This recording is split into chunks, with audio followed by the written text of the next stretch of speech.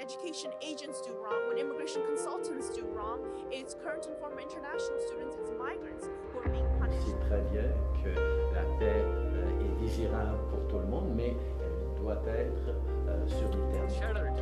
It's like everybody came here to get a bright future, right? So my dream is shattered.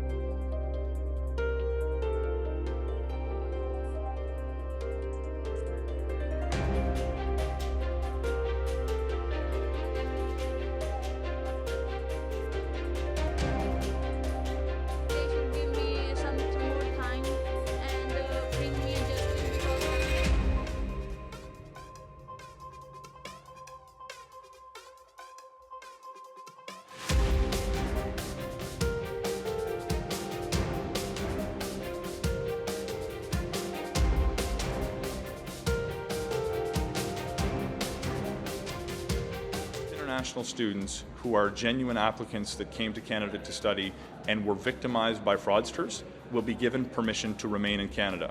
Those who were complicit in a fraudulent scheme will be held accountable for their actions and will bear the full consequences of Canadian law for their illicit behavior in this particular instance. We need to do what we can to protect the ability of those innocent people to remain in Canada, and with the process that I've laid out for you today, we'll be able to do just that.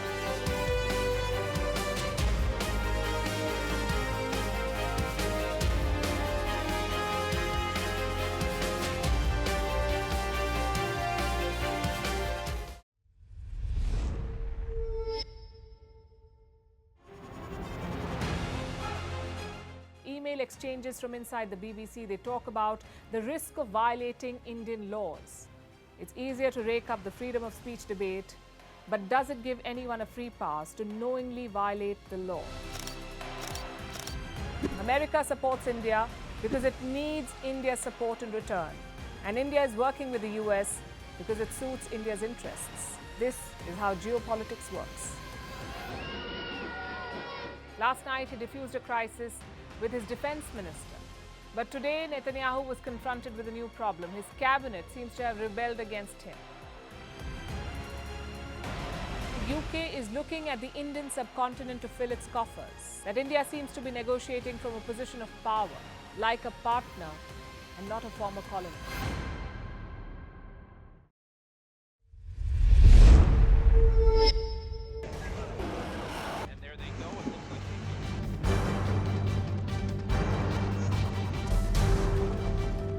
The US and Russia are dangerously close to an armed conflict.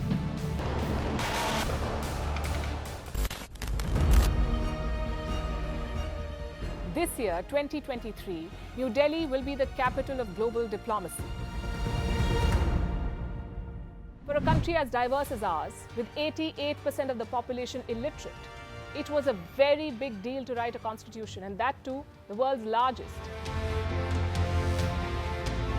Meanwhile, if we may, here's a Republic Day gift from India for the BBC. A list of suggestions for the BBC for their upcoming documentaries. Number 1, the Kohinoor and the colonial loot. Number 2, an outdated monarchy and unhealthy obsession with the royals. Number 3, racism in 2023. We're waiting.